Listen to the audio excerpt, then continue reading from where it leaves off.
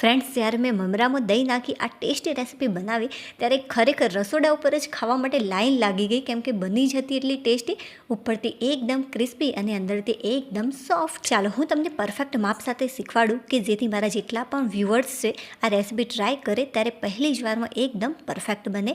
આ માટે મેં એક વાટકાનું માપ લઈ લીધું છે. તો સૌથી પહેલાં એક બાઉલની અંદર 2 વાટકી ભરીને મેં મમરા લીધા છે. હવે આની અંદર આપણે દહીં એડ કરીશું, બટ દહીં તમારે ડાયરેક્ટ એડ નથી કરવાનું. દહીંને આ રીતે થોડુંક ફેટી લેવાનું. જો 2 વાટકી જેટલા મમરા હોય તો તમારે આની અંદર અડધી વાટકી જેટલું દહીં એડ કરવાનું. જો 1-2 ચમચી દહીં વધારે કે ઓછું હશે તો એનાથી કંઈ જ ફરક નહીં પડે, જે ટેસ્ટ છે એ સારો જ લાગશે. બટ હા, બહુ જ વધારે પડતું એડ નહીં કરી દેતા, આટલું ઇનફ છે. તો અડધી વાટકી જેટલું મેં આની અંદર દહીં એડ કર્યું છે. તો જે વાટકીની મદદથી તમે મમરા લો છો, બસ એ જ વાટકીની મદદથી તમારે આની અંદર દહીં એડ કરી દેવાનું. તો થોડુંક દહીંને મેં ફેટી લીધું છે ચમચીની મદદથી. હવે બસ સારી રીતે એકવાર આને મિક્સ કરી લેવાનું. ફ્રેન્ડ્સ, 100% મારી ગેરંટી છે કે મમરાની જો આ રેસીપી એકવાર બનાવી લીધી તો વારંવાર તમારા ઘરના લોકો બનાવવા માટે ડિમાન્ડ કરશે. કેમ કે મારા ઘરે એવું જ થયું, જ્યારે મેં રેસીપી બનાવી બપોરે ત્યારે બધાએ કહ્યું કે રાત્રે પણ આ જ રેસીપી બનાવજો. અને મેં સારી રીતે મિક્સ કરી લીધું છે. હવે કોઈ પણ આની પર પ્લેટ ઢાંકી અને 15 મિનિટ માટે સાઈડમાં મૂકી દઈશું કે જેથી જે મમરા છે એ થોડાક નરમ બની જાય. 15 મિનિટ જેટલો સમય થઈ ગયો છે. જે મમરા છે એ પણ સારા એવા સોફ્ટ થઈ ગયા છે. જો આ રીતે તમે પ્રેસ કરશો તો જે મમરા છે એ ભાગી જશે, મતલબ કે એકદમ પરફેક્ટ રીતે આ સોફ્ટ થઈ ગયા. હવે લઈ લઈશું એક મિક્સર જાર અને જે દહીં અને મમરાનું મિક્સર છે એ આની અંદર એડ કરી દઈશું. હવે જે વાટકીની મદદથી મમરાને આપણે દહીં લીધું છે તેની અંદર જ હું પાણી એડ કરું છું કે જેથી એકદમ પરફેક્ટ માપ આવે પાણીનું. તો 5 વાટકી જેટલું આની અંદર મેં પાણી લીધું છે. હવે આની અંદર એડ કરી અને સારી રીતે આને ક્રશ કરી લેવાનું. તો આને મેં ફાઇન ક્રશ કરી લીધું છે. મિત્રો, ઓછું લાગે તો તમે પાછળથી પણ પાણી એડ કરી શકો છો, એટલા માટે શરૂઆતમાં બહુ જ બધું તમારે પાણી એડ નહીં કરી દેવાનું.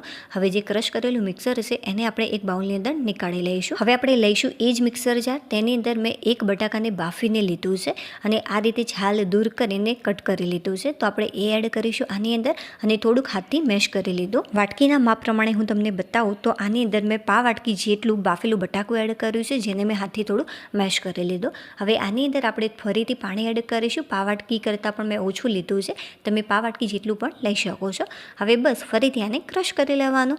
તો ફ્રેન્ડ્સ, આને મેં ફાઇન ક્રશ કરી લીધું છે. જો થોડી ઘણી કણીઓ રહે તો એનાથી કંઈ જ ફરક નહીં પડે, બટ બહુ જ મોટા ટુકડાઓ ન રહેવા જોઈએ. હવે બસ જે બટાકું બાફેલું હતું જેને આપણે ક્રશ કર્યું એ આની અંદર એડ કરી દઈશું. જે મિક્સર જાર છે જેની અંદર બટાકાનો થોડોક ભાગ હતો એટલા માટે મેં થોડુંક આની અંદર પાણી એડ કર્યું, 6 થી 7 ચમચી જેટલું, અને સારી રીતે મિક્સ કરી અને આની અંદર એડ કરી લીધું. હવે સારી રીતે આને એકવાર મિક્સ કરી લઈશું. ફ્રેન્ડ્સ, આ રેસીપી બનાવતા મારે બિલકુલ પણ વધારે સમય નથી લાગ્યો, બટ હું તમને શાંતિથી શીખવાડી રહી છું એટલા માટે આટલો સમય લાગી રહ્યો છે કે મારા જેટલા પણ વ્યુઅર્સ છે એને હું પરફેક્ટ માપ સાથે શીખવાડું. જે વાટકી લીધી હતી એની અંદર મેં અડધી વાટકી જેટલું પાણી લીધું છે. આ રીતે મેં થોડું પાણી એડ કર્યું, લગભગ 5 વાટકી જેટલું, અને સારી રીતે આને હું ફેટી લઉં. જે બેટરની થિકનેસ છે આપણે કેટલી રાખવાની છે તો આટલી પરફેક્ટ છે. આની અંદર મેં ફરીથી 5 વાટકી જેટલું જ પાણી એડ કર્યું, બિલકુલ પણ બીજું એડ નથી કર્યું. હવે આની અંદર આપણે ઘઉંનો લોટ એડ કરીશું. નોર્મલી આપણે રોટલી બનાવવા માટે જે લોટ યુઝ કરતા હોઈએ છીએ બસ આ એ જ છે, તો એ આપણે એડ કરીશું 4 ચમચી જેટલો. હવે સારી રીતે એકવાર આને મિક્સ કરી લેવાનું. ચાલો, ટેસ્ટી એવા મસાલાની અંદર સ્વાદ અનુસાર એક નાની ચમચી જેટલું મેં અહીંયા મીઠું એડ કર્યું છે.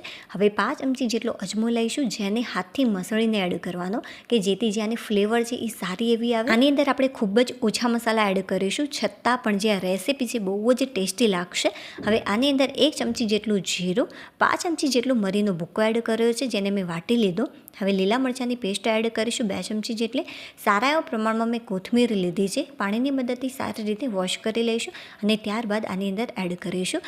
એ મેં એડ કરી અડધી વાટકી ભરીને મેં એડ કરી છે કે જેથી આ ટેસ્ટી લાગે. તો બસ આટલા મસાલા ઇનફ છે. આની અંદર બીજા એક્સ્ટ્રા કોઈ પણ મસાલા એડ કરવાની જરૂરિયાત નથી.